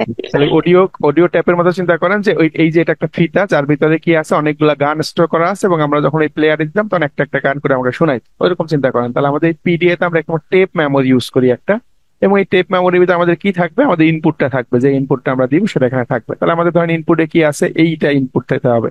তাহলে এন এর মান যদি আমরা 2 ধরে নেই, তার মানে আমাদের কি থাকবে এখানে, প্রথমে একটা এ থাকবে, তারপরে আরেকটা এ থাকবে, যেহেতু এন এর মান 2 ধরতে মানে দুইটা এ থাকবে প্রথমে, তারপরে থাকবে দুইটা বি, তার মানে এখানে একটা বি থাকবে, এক একটা সেলে এক একটা করে ক্যারেক্টার থাকবে। তাহলে এই টেপের ভিতরে অনেকগুলো ছোট ছোট সেল আছে এবং এক একটা সেলে আমার এক একটা করে লেটার বা সিম্বল আছে। তাহলে দুইটা এ আছে, আবার দুইটা বি আছে, এবং দুইটা বি থাকার পরে বাকি যতগুলো সেল আছে এই সেলগুলো আমরা বলি এমটি বা ফাঁকা আছে, মানে অ্যাপসাইলন সিম্বল দিয়ে দিছি। অ্যাপসাইলন মানে ফাঁকা, কারণ আমার ইনপুটে শুধু আছে কি দুইটা এ দুইটা বি। কেউ যদি তিনটা এ দেয় তাহলে তিনটা এ থাকবে তিনটা বি থাকবে, কেউ যদি পাঁচটা দেয় পাঁচটা এ পাঁচটা বি থাকবে। তার মানে আমরা একটা দিয়ে চেক করি, যে কোনো দিতেই পারে না, কোনো সমস্যা নেই। আপনি যদি পাঁচটা এ দেন একই কাজ করবে মেশিনে, কোনো সমস্যা হবে না। তাহলে আমরা ধরে নিচ্ছি যে আমাদের টেপের ভিতরে কি আছে, দুইটা এ আছে দুইটা বি আছে এবং এরপরে বাকিগুলো ফাঁকা আছে। তাহলে আমি শুধু একটা ফাঁকা লিখলাম, বাকিগুলো লিখলাম না। একইভাবে আপনি চাইলে এর আগেও ফাঁকা সিম্বল ইউজ করতে পারেন, যে এই ইনপুটের আগেও ফাঁকা আছে এবং ইনপুটের পরেও ফাঁকা আছে, কোনো সমস্যা নেই। এরপরে কি থাকবে, একটা হেড থাকে যেটাকে আমরা বলি রিড রাইট হেড। আমরা হার্ড ডিস্কের ক্ষেত্রেও রিড রাইট হেড এর নাম শুনছি, মানে যেখান থেকে আমরা আসলে স্টার্ট করি, স্টার্টিং পয়েন্ট, মানে যেখান থেকে আমরা আমাদের স্ট্রিংটা যখন রিড করবো তখন আমরা কোথা থেকে রিড করা শুরু করব, এই এ থেকে রিড করা শুরু করব। ডিএফ এর ক্ষেত্রে আমরা দেখছিলাম যখন একটা স্ট্রিং আমরা মেশিনকে দেই তখন আমরা প্রথম সিম্বলটা প্রথমে দেই মেশিনকে, দেন নেক্সট সিম্বলটা দেই, এইভাবে করে আগাই। তাহলে আমাদের পয়েন্টারটা থাকবে এই প্রথমে এর জায়গায়, যে এখান থেকে আমরা আসলে পড়া শুরু করবো, রিড করা শুরু করবো। এবং রিড করে দেখবো যে যতগুলো এ আছে ততগুলো যদি বি থাকে তাহলে মেশিন অ্যাকসেপ্ট করবে, আর যদি যতগুলো এ এবং যতগুলো বি সমান না থাকে তাহলে মেশিন অ্যাকসেপ্ট করবে না। তাহলে এটাকে আমরা একটা পিডিএ মেশিন আঁকবো। তাহলে পিডিএ মেশিন আঁকার ক্ষেত্রে বলছিলাম যে ডিএফ এর মতোই কিছু স্টেট আছে, সাথে নতুন কিছু স্টেট আছে। কি ছিল প্রথমে, কিউ ছিল একটা ক্যাপিটাল কিউ, যেটাকে বলছিলাম মানে আমাদের অনেকগুলো স্টেটের একটা কালেকশন। আমরা আগের মতোই শুরু করি, যে কিউ নট নামে একটা ইনিশিয়াল স্টেট নিলাম আমরা, যেখান থেকে আমরা মেশিনটাকে স্টার্ট করব কিউ নট পয়েন্ট থেকে। এই হচ্ছে আমাদের স্টার্টিং পয়েন্ট, মেশিনের স্টার্টিং পয়েন্ট। এখন এই মেশিনের স্টার্টিং পয়েন্টে আমরা কি করব, নর্মালি ডিএফ এর ক্ষেত্রে কি করতেন, একটা স্টেটে এই ইনপুটটা প্রথমে দিতেন, তাই না? যে মিনিমাম স্ট্রিং এর প্রথম ইনপুটটা প্রথমে দিতেন, তারপর একটা ট্রানজিশন হইতো, এরপর আবারটা দিতেন, আবার ট্রানজিশন হইতে, ভাবে করে করতাম। বাট পিডি এর ক্ষেত্রে ট্রানজিশন গুলো একটু ডিফারেন্ট। এখানে আমাদের প্রথমে কি করতে হবে, প্রথমে আমরা বলছিলাম যে পিডিএ তে আমরা কি করি, একটা মেমোরি ইউজ করে, যে মেমোরির নাম হচ্ছে স্ট্যাক মেমোরি। তাহলে এখানে একটা মেমোরি এঁকে নিচ্ছি আমি, এটা হচ্ছে আমার মেমোরি, এর নাম হচ্ছে স্ট্যাক। তাহলে এই যে মেমোরিটা স্ট্যাক মেমোরি, তাহলে স্ট্যাক লিখে নিই। এটা একটা স্ট্যাক মেমোরি আমার এখানে আছে, এবং স্ট্যাকটা আমরা বলছিলাম যখনই তৈরি করব আমরা একটা ইনিশিয়াল সিম্বল স্ট্যাকের ভিতরে রেখে দিব। কি নাম ছিল সেটা, জেড নট। Z not. আমরা একদম শেষ লাস্টে মানে প্রথমেই কি করলাম, এটার ভিতরে জেড নট রেখে দিলাম। মানে রাখলে কি হবে, স্ট্যাকটা তো পুরো ফাঁকা ছিল, আমি যখন ভ্যালু রাখবো নিচে যেই তো জমা হয়। ব্যাপারটা এরকম না যে একটা খালি বালতিতে আপনি পানি রাখতেছেন, তার পানি জমা হবে কোথায়, উপরে না নিচে? নিচেই জমা হবে। তার মানে আমি যখন জেড নট রাখলাম এটা যে জমা হয়েছে এখানে নিচে, সবার নিচে। তাহলে জেড নট থাকা মানে কি, আমার স্ট্যাকটা ফাঁকা, এখনো কিছু নাই। কারণ আমি উপর দিকে তাকাইলে শুধু জেড নট দেখতে পাচ্ছি, তার মানে এর নিচে আর কিছু নাই আইটেম। ব্যাপারটা এরকম। তাহলে আমি যখন এই যে কিউ নট থেকে স্টার্ট করলাম ব্যাপারটা, তাহলে আমাদের প্রথমেই দেখতে হবে কি আমার ইনপুটে কি আছে, মানে টেপে আমার কি আছে। টেপের পয়েন্টারটা আছে কোথায়, এ এর দিকে। তাহলে আমি এখানে প্রথমে লিখবো এ, কেননা আমার টেপে আছে এ। এরপর আমি একটা কমা দিব, কমা দিয়ে লিখবো আমার স্ট্যাকের ভিতরে কি আছে। তাহলে বলেন তো আমার স্ট্যাকের কি আছে টপে? Z nought. স্ট্যাকের টপে কিন্তু আমার জেড নট আছে, তাহলে আমরা এ কমা দিয়ে আমি লিখলাম জেড নট এখানে, জেড নট। তাহলে এই দুইটা জিনিস লিখলাম, একটা হচ্ছে টেপের ভিতরে কি আছে, পয়েন্টারটা আছে এর দিকে এই জন্য লিখলাম এ, আর স্ট্যাকের টপে আছে জেড নট এই জন্য লিখলাম জেড নট। এরপর একটা স্ল্যাশ দিব, এই স্ল্যাশ দিয়ে আমরা বলবো যে আমি আসলে কি করব এখন। তাহলে যদি এ থাকে টেপে আর জেড নট থাকে স্ট্যাকে, তাহলে আমি কি করব, এই যে এটা পাইলাম, এই যে যেটা এটা পাইলাম এটাকে আমরা কি করব স্ট্যাকের ভিতরে পুশ করে রেখে দিব। তাহলে আমি এই যে এটা পেলাম এটাকে আমি স্ট্যাকের ভিতরে পুশ করে রেখে দেবো। তাহলে পুশ করে রাখা মানে কি, এটা এখানে বসবে স্ট্যাকের উপরে, ব্যাপারটা এরকম না? এটাই তো পুশ ছিল। পুশ মানে হচ্ছে কোনো একটা আইটেমকে স্ট্যাকে জমা করে রেখে দেওয়া। তাহলে আমি বললাম যদি আমি দেখি টেপের ভিতরে আছে এ আর স্ট্যাকের টপে আছে জেড নট, তাহলে তুমি যে এটা দেখছো এটাকে কি করো স্ট্যাকের ভিতরে জমা করে রেখে দাও। তাহলে রেখে দিলাম, রেখে দিলে আমাদের স্ট্যাকের টপ কিন্তু হয়ে গেছে এখন এ, এটা এটা এখন স্ট্যাকের টপ। তাহলে আমি এখানে এই যে স্ল্যাশ দিলাম, স্ল্যাশের পর আমি কি লিখবো, স্ল্যাশের পরে লিখবো যে আমি আউটপুটে তাহলে কি পাবো। একটু যদি উপর দিকে তাকান স্ট্যাকের ভিতরে তাহলে কি দেখতে পাচ্ছেন? এ। স্ট্যাকের স্ট্যাকে তাকালে দেখতে পাচ্ছি এ, তাই না? তাহলে আমি এখানে দেখতে পাচ্ছি প্রথমে এ, এবং এর নিচে কি কি আছে, Z z nought. Not. Z naught. তাহলে আমি এখানে লিখবো হচ্ছে এ জেড নট। তার মানে হচ্ছে এটা হচ্ছে তার মানে আউটপুট। তার মানে এটা হচ্ছে আমার প্রথমটা ছিল কি, টেপে কি ছিল, এই জেড নটটা ছিল হচ্ছে আমার স্ট্যাকে কি ছিল। তাহলে এটা থাকলে আমি কি করব, এই জেড নটের উপরে এটা বসাই দিব, এটাকে লিখলাম এ জেড নট, মানে জেড নটের উপরে আমি এটাকে বসাইলাম। তার মানে উপর থেকে আমি প্রথমে দেখতে পাচ্ছি এ, তার নিচে আছে জেড নট। তাহলে এই হচ্ছে একটা ট্রানজিশন। এই ট্রানজিশনটা আমরা কি করলাম, এই এ এর জন্য করলাম। এখন যখন এই ট্রানজিশনটা হয়ে গেছে, এই আমাদের যে পয়েন্টারটা ছিল পয়েন্টারটা কিন্তু মুভ করে চলে আসবে পরবর্তী এর কাছে, কারণ আমরা জানি যে এক একটা লেটার রিড করে পরবর্তী জায়গায় হেডটা মুভ করে। তাহলে মুভ করে এই পরবর্তী এর কাছে চলে আসবে। তাহলে এই যে জিনিসটা বললাম ট্রানজিশন, এটাকে আমরা একটা লুপে বলবো, সেলফ লুপে। তাহলে আমরা এইটাকে একটা লুপ দিয়ে বোঝাচ্ছি। তাহলে এখানে একটা লুপের আমাদের আঁকি, যে কিউ নট স্টেটে আসি বাট আমি কিউ নটেই থাকবো, আমি অন্য কোথাও যাব না। তাহলে শুধু আমি কি করলাম, যদি কিউ নট স্টেটে আমি এ পাই টেপের ভিতরে আর স্ট্যাকের ভিতরে জেড নট পাই, তাহলে আমি জেড নটের উপরে এটাকে রেখে দিব। এই কাজটাই আমি এখানে বললাম। এখন পয়েন্টারটা সরে আসছে এই এর ক্ষেত্রে, তাহলে এখন আমি কি পাচ্ছি, আবার টেপে এ পাচ্ছি। তার মানে আমি আবার লিখি, দেখেন এখানে এ লিখলাম, যেহেতু আমি টেপে এ পাচ্ছি। আমরা বলছিলাম প্রথমে টেপে কি আছে এটা লিখতে হবে। এখন দ্বিতীয় চেক করবেন কোথায় বলেন তো? দ্বিতীয়টা চেক করতে হবে আমাকে স্ট্যাকের টপে কি আছে। এই আগেও কিন্তু একই কাজ করছিলাম, প্রথমে চেক করছিলাম ইনপুটে কি ছিল টেপে, এরপর চেক করছিলাম স্ট্যাকের ভিতরে কি আছে। তাহলে এখন একই কাজ করব, প্রথমে চেক করলাম আমাদের ইনপুটের টেপে কি আছে এ, এখন স্ট্যাকের টপে কি আছে বলেন? এ। স্ট্যাকের টপে হয়ে আছে, তার মানে লিখতে হবে আমাকে এ কমা এ। তার মানে আমাদের ইনপুট টেপে হয়ে আছে, স্ট্যাক টপে হয়ে আছে। তাহলে এ পাইলে আমরা কি করব বলছিলাম, এ পাইলে আমরা এটাকে পুশ করব। তাহলে আমাদের কনসেপ্ট হচ্ছে যে যতগুলো আমরা এ পাবো সবগুলো একে আমরা স্ট্যাকের ভিতরে জমা করে রেখে দিব। তাহলে আমরা আসলে গুনতে যাচ্ছিলাম যে কতগুলো এ পাইছি, কারণ আমাদের তো মানে প্রশ্নে বলা আছে যতগুলো এ ততগুলো বি থাকতে হবে। তাহলে আমাকে মনে রাখতে হবে যে কয়টা এ পাইছি। তাহলে এই জন্য স্ট্যাকে আমরা রেখে দিচ্ছি এক একটা করে এ, মানে যতবার এ পাবো সবগুলো আমরা স্ট্যাকে জমা করে রেখে দেবো, যাতে আমরা পরবর্তীতে হিসাব করে দেখতে পারি যে আসলেই বি এর সাথে ম্যাচ করে কিনা, যেটা আমরা ডিএফএ তে করতে পারতাম না। এই জন্যই মেমোরিটা আমরা নিলাম এখানে। তাহলে দ্বিতীয়বার যখন আমি এ পাচ্ছি, তা আমার কি কাজ করতে হবে, এই এটাকে আমাকে স্ট্যাকে রেখে দিতে হবে। তার মানে আমি এখানে স্ট্যাকে রেখে দেই, তাহলে টপ অফ দ্য স্ট্যাক এটা আসবে। তাহলে আমি আউটপুট এখানে কি লিখবো একটু বলেন তো? এ এ। তাহলে আমি এখানে লিখবো এ। এখন কেউ বলতে পারেন এ জেড নট কেন না, দুইটা লিখলেই হয়। দুইটা লিখলেই হয় মানে হচ্ছে যে আগে ছিল এ, তার উপরে আমি এ রাখছি, মানে একই সাথে। আপনি তো এখন নিচটা কি এখন দেখতে পারবেন বলেন তো?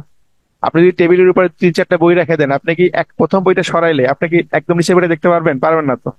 তার মানে যখন নতুন একটা বই রাখতে যাব তখন আমি কি পারবো, আগে কি ছিল ওই বইটা দেখতে পারবো, তার উপরে নতুন একটা রাখছে ওটা দেখতে পারবো। ব্যাপারটা এরকম। তার মানে লাস্ট দুইটা আমরা শুধু দেখতে পাই, এর নিচে এগুলো দেখা যায় না একসাথে। এই জন্য আমি শুধু এখানে লিখবো এ, মানে আগে একটা এ ছিল তার উপরে এ রেখে দিছি। এই প্রথমবার লিখছিলাম এ জেড নট, মানে কি আগে জেড নট ছিল তার উপরে এ রেখে দিছি। ব্যাপারটা এরকম। তাহলে যখনই ইনসার্ট করবো, ইনসার্ট করলে কি হয়, আইটেম বাড়ে, যেটাকে আমরা এখানে বলছি পুশ করা। তাহলে যখনই কনসেপ্টটা হচ্ছে যখনই আমরা এ পাবো তখনই সেটাকে আমরা স্ট্যাকের ভিতরে পুশ করে রেখে দিব। এখন পুশ দুইটা এ করলাম, এখন পয়েন্টারটা সরে আসবে না? সরে আসবে কোথায়, এখানে না? এই বি এর কাছে চলে আসবে না পয়েন্টারটা বলেন তো? জি স্যার। এখন যদি কেউ বলেন যে আমার এ যদি দুইটা না থেকে তিনটা থাকতো, তাহলে ব্যাপারটা কি হতো, আমার পয়েন্টারটা এই এর কাছে আসতো না, 3 নাম্বার এর কাছে। একটু চিন্তা করেন যে আমার যদি A3টা থাকতো, A3টা B3টা, তার মানে এই পরবর্তী এর কাছে কি আমার পয়েন্টার আসতো কিনা? জি স্যার। এর আগে একটা এ থাকলে ওখানে চলে আসতো না পয়েন্টারটা? তাহলে সেই ক্ষেত্রে দেখেন, এই যে ট্রানজিশনটা আমরা বলছি যে তার মানে কি হতো যে আমাদের টেপে আছে এ, তার মানে দেখেন এখানে এ কিন্তু আছে এ। এরপরে আমাদের স্ট্যাকে কি আছে, স্ট্যাকে কিন্তু এ আছে এ, তার মানে এইটা এ। আমি কি করতাম, ওই এটাকেও আমরা স্ট্যাকে বসাইতাম। তার মানে কি এখানে এই লিখতাম না আবার? একটু চিন্তা করে দেখেন তো। জি স্যার। তার মানে এখানে যে দুইটাই নিয়ে আমরা প্র্যাকটিস করছি, বাট কেউ যদি আপনাকে পাঁচটাইও বলে, আপনার কিন্তু এই ট্রানজেকশন দিয়ে ওটা কাজ হয়ে যাবে আপনার। এটার মানে কি, যতবারই তুমি টেপে দেখবা স্ট্যাকেও এ থাকবে, ওইটার উপরে নতুন এটা বসাই দিবা। তার মানে এ যতগুলাই থাকবে, আমার কনসেপ্ট হচ্ছে এক একটা এ করে আমি স্ট্যাকে বসাই থাকবো, এবং স্ট্যাকটা যেহেতু আনলিমিটেড সাইজের, মানে যতগুলা এ থাকে আমার কোনো সমস্যা নেই, আমি 100টা এ থাকলে 100টা স্ট্যাকে বসাই দিব। বাস এটা, তাই জন্য আমরা এর জন্য 2টা 3টা 4টা 5টা হলে এটা নিয়ে চিন্তা করার কারণ নাই। যতগুলো এ দেন না কেন, ব্যাপারটা একটার পর একটা একটার পর একটা এখানে বসে থাকবে জাস্ট। তাহলে এই ব্যাপারটা আমরা দুইটাই। এটা লুপ স্যার একটাই হবে, বাট স্টেকে হচ্ছে যে কয়টা অ্যাড থাকে ওই কয়টা বসা দিতে হবে। হ্যাঁ, মানে যতগুলো এ পাবো, মানে এই টেপের ভিতরে যতগুলো এ পাবো প্রত্যেকটা একে আমরা এখানে একটার পর একটা বসাই দিব, বাস এটাই। এখন যখনই আমাদের সবগুলো এ শেষ হয়ে যাবে, তখন আমাদের পয়েন্টারটা কি বি এর কাছে আসবে কিনা? জি স্যার। যখন আমার সবগুলো এসে, ধরুন এখানে 10টা ছিল, 10টাই আমরা বসানো হয়ে গেছে, এখন পয়েন্টারটা আসছে বি এর কাছে। এখন আমাকে বি গুলোকে আমি কি করব? আমি তো এগুলোকে পুশ করলাম, এখন বি গুলোকে কি করব? এখন বি গুলোকেও যদি আমরা পুশ করি, তাহলে কি আমরা হিসাব রাখতে পারতেছি যে কয়টা এর জন্য কয়টা বি পুশ করতেছি? এটা কি হিসাব রাখা সম্ভব? এইগুলো যদি পুশ করি, বি গুলোও পুশ করি, তাহলে আমি বুঝবো কি হবে যে কয়টা এর জন্য কয়টা এ পুশ করলাম? এটা কি বোঝার কোনো উপায় আছে বলেন তো? না স্যার। কি করতে পারি এখানে তাহলে ব্যাপারটা? কারো কোনো আইডিয়া আছে যে আমরা বি গুলোকে আমরা এখন কিভাবে এটা হ্যান্ডেল করতে পারবো, যে যতগুলো এ রাখছি ততগুলোই বি আছে, এটা বুঝবো কিভাবে? বোঝার নিয়মটা কি? মানে আমাদের কোনো আইডিয়া বা কোনো রকম পরামর্শ আছে? একগুলাকে স্টেক থেকে পপ করব। হ্যাঁ, তাহলে একটা কনসেপ্ট যেটা বলছেন সেটাই হচ্ছে আমাদের আসলে এখানে মানে কি কনসেপ্ট, যে আমরা যতগুলো এ পাইছিলাম সবগুলো এতে আমরা কি করছিলাম, স্ট্যাকে পুশ করছিলাম। এখন আমরা যদি এই কনসেপ্টটা ফলো করি যে একবার যখন একটা বি পাবো, তখন একটা বি এর জন্য আমি যদি একটা এ পপ করি, একটা বি পাওয়া মানে হচ্ছে আমি একটা এ পপ করে দিব। তার মানে কি, একটা একটা ম্যাচ করছে, যে বি একটা পাইছি তার মানে একটা এ ফেলে দিছি। দ্বিতীয়বার যখন আবার বি পাবো, তখন আর একটা এ ফেলে দিব। তাহলে এরকম যতবার আমি বি পাবো আমার টেপে, আমি একটা করে এ ফেলে দিতে থাকবো। ফলে একটা সময় যে কি হবে, যখন আমার সবগুলা বি শেষ হয়ে যাবে, তখন আমার সবগুলা এ শেষ হয়ে যাওয়ার কথা না, যদি সমান হয়? জি স্যার। ব্যাপারটা তো এটাই, তাই না? যে আমি এগুলোকে পুশ করে রেখে দিলাম, কেন? হিসাব রাখতেছি যে কয়টা এ পাইলাম। এখন যখনই একটা বি পাবো, আমি কিন্তু এখন এটাকে আর পুশ করবো না, আমি কি করব, ওই বি এর জন্য একটা এ কে জাস্ট স্ট্যাক থেকে নিয়ে ফেলে দিব। তাহলে কি হবে, একটা বি এর জন্য একটা এ ফেলে দেওয়া হয়ে গেল। পরবর্তী আবার যদি আবার বি পাই, তাহলে আবার স্ট্যাকে যাব, আর একটা এ নিয়ে ফেলে দিব। তাহলে একটা সময় যে দেখবো যে আমার সবগুলা বি শেষ। তার মানে আমি স্ট্যাকে তাকাই দেখবো আমার স্ট্যাকে কি নতুন কোনো এ আছে এখনো? যদি না থাকে, তার মানে আমার অবশ্যই এ বি সমান ছিল, এই কারণে সবগুলো এ চলে গেছে বি এর জন্য। ব্যাপারটা কি বোঝেন সবাই? জি স্যার, বুঝতে পারছি। তাহলে আমাদের পয়েন্টারটা এখন যেহেতু বি এর কাছে আছে, এখন কিন্তু আমরা কি করব, আমরা কিন্তু এখন আর পুশ করব না, এখন আমরা পপ করব। তার মানে এই বি এর জন্য আমরা ট্রানজিশন বলবো এখানে। ধরেন আমি এখান থেকে কিউ নোট থেকে নতুন একটা ট্রানজিশন দিচ্ছি। কার থেকে দিচ্ছি? Q1, মানে নতুন একটা স্টেটের দিকে। তাহলে এই Q1 আমি তখনই আসবো যখন আমি ইনপুটে বি পাবো। যতক্ষণ পর্যন্ত এ পাইতাম তখন কিন্তু আমি এই লুপে থাকতাম। তাহলে দেখেন এখানে দুইটা ট্রানজিশন বলছি আমরা, একটা হচ্ছে শুধুমাত্র প্রথমবারের জন্য, এই যে প্রথম যে ট্রানজিশন বলা আছে AZ0, এটা কখন পাবো? শুধুমাত্র স্ট্যাকটা যখন ফাঁকা থাকবে তখনই শুধু এই ট্রানজিশনটা পাবো। মানে Z0 তো আমি প্রথমবারই দেখতে পাবো, এরপর তা দেখবো না। তো এটা শুধুমাত্র প্রথমবারের জন্য কাজ করবে, প্রথমে এর জন্য। আর এরপর যতগুলো এ দিব না কেন, আমাদের এই এই লুপটাই কাজ করবে, মানে যতগুলো এ দিব সবগুলো একটার পর একটা একটার পর একটা বসায় থাকবে। তাহলে একটা সময় তো এ শেষ হয়ে যাবে সবগুলো, যখনই শেষ হবে তখন তো আমাদের শুরু হবে কি বি দিয়ে, তখন আমাদের এই রাস্তায় চলে আসবে। এই রাস্তায় চলে সে Q1 এর কাছে চলে আসবে।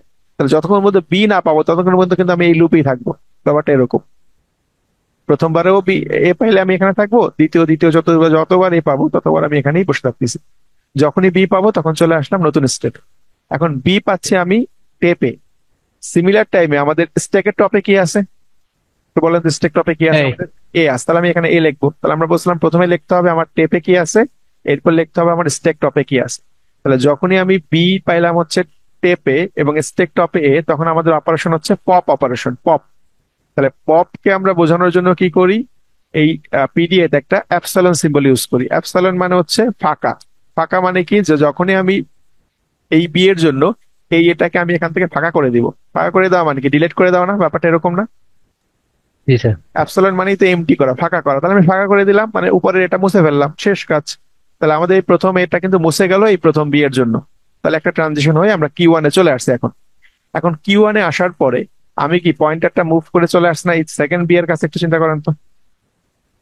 আমার পয়েন্টারটা মুভ করে চলে আসছে এই বি এর কাছে। এখন এখন এই বি যখন পাবো তখন কি হবে? তাহলে আমি এখানে লিখলাম যে আমি যদি এরপরে আবার বি পাই, মানে এই বিটা, আমার স্টেকের টপে এখনো কি আছে? এ আছে, তাই এই। না? তাহলে আমি এ জি স্যার। লিখলাম যে আমি এই দ্বিতীয় বি এবং স্টেক টপে এ। তাহলে আমি আবার কি করব? একে রিমুভ করে দিব। আমি একে রিমুভ করবো, মানে পপ করবো। তার মানে এখানে আমি আবার অ্যাপসিলন সিম্বল দিব এবং এখান থেকে আমার এই এটা মুছে যাবে, শেষ। এখন দেখেন এই বি কি আরো থাকতে পারতো কিনা? যদি এ তিনটা হতো তাহলে বি এ তিনটা থাকতো না? জি স্যার। যদি সমান বলছে তার মানে এ তিনটা হলে বিও তিনটা থাকতো। তার মানে এখানে এই যে জিনিসটা বললাম এটাকে আমরা একটা লুপে বলে দিব। এই যে এটাকে একটা লুপে বলে দিব। তার মানে যতবার বি পাবা তুমি তুমি কি করবা, দেখবা যে স্টেকের টপে এ আছে কিনা। যদি বি পাও এবং স্টেকের টপে এ থাকে তুমি এটাকে মুছে ফেলো, মুছে ফেলো। তার মানে 100টা যদি এ থাকে তাহলে 100টা বি দেখে এক একটা এ করে মুছতে থাকবা। একটা সময় কি হবে, সবগুলা এ ফাঁকা হয়ে যাবে বি এর জন্য। তাহলে ফাঁকা হতে হতে কি হবে, এক সময় আমাদের এই পয়েন্টারটা চলে আসবে কি এইখানে, না? অ্যাপসিলনের ক্ষেত্রে আসবে কিনা একটু বলেন। তাহলে যদি যখনই আমাদের এই পয়েন্টটা চলে আসবে অ্যাপসিলনের কাছে, তাহলে আমরা তার জন্য নতুন একটা ট্রানজিশন বলবো আমি। তাহলে আমি আরেকটা ট্রানজিশন বলতেছি এখানে, নতুন একটা স্টেটে আসবো, সেটা নাম দিলাম কিউ টু। কিউ টু তে আমি কখন আসবো, যখন আমি ইনপুট স্টেপের ভিতরে দেখবো আছে কি অ্যাপসাইলন।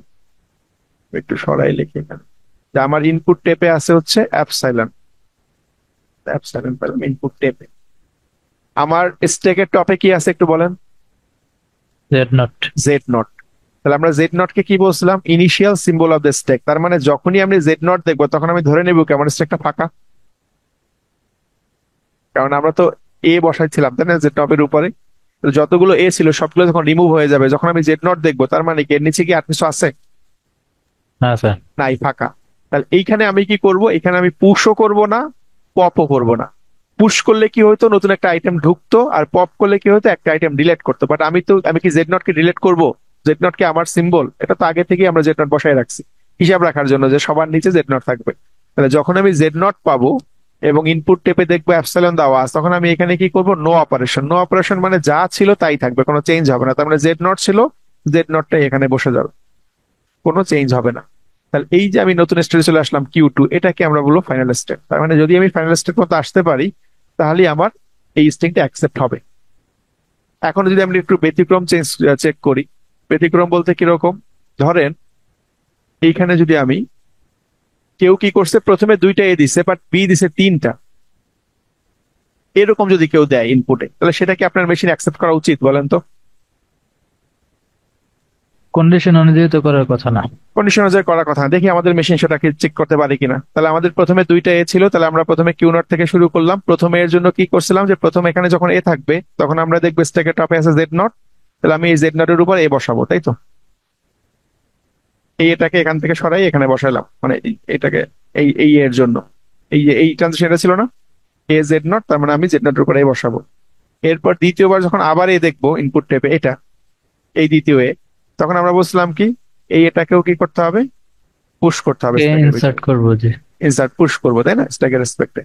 নেক্সট আমাদের পয়েন্টারটা চলে আসবে এই বি এর কাছে। যখনই আমি বি পাবো এখানে এবং টপে দেখবো এ আছে, তখন আমরা চলে আসবো এই যে ট্রানজিশন, এই ট্রানজিশন ফলো করে চলে আসবো কিউ ওয়ান এর কাছে, যে আমি দেখতেছি টেপে বি আর স্ট্যাকে আছে এ। তখন আমি কি করবো, পপ করব। তাহলে আমি পপ করলাম, পপ করলে এটা চলে যাবে এখান থেকে।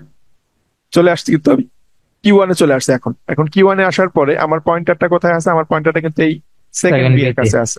তাহলে সেকেন্ড বি থাকলে আমাদের কি হবে, এই যে বি, এই বিটা, এ মানে কি স্ট্যাকের টপে আছে এ, আমি কি করবো, এটাকেও পপ করব। তার মানে আমাকে এই এটাও কিন্তু এখান থেকে পপ হয়ে যাবে। এরপরে আমাদের পয়েন্টারটা চলে যাবে থার্ড বি এর কাছে, এই থার্ড বি এর কাছে। এখন এই থার্ড বি এর জন্য আমি যদি এই লুপে আসি, তাহলে এখানে বলা আছে কি যে প্রথমে থাকতে হবে বি, তাহলে বি আছে, ঠিক আছে। এরপর স্টেক টপে থাকতে হবে এ, আমার স্টেক টপে কি এ আছে? না স্যার।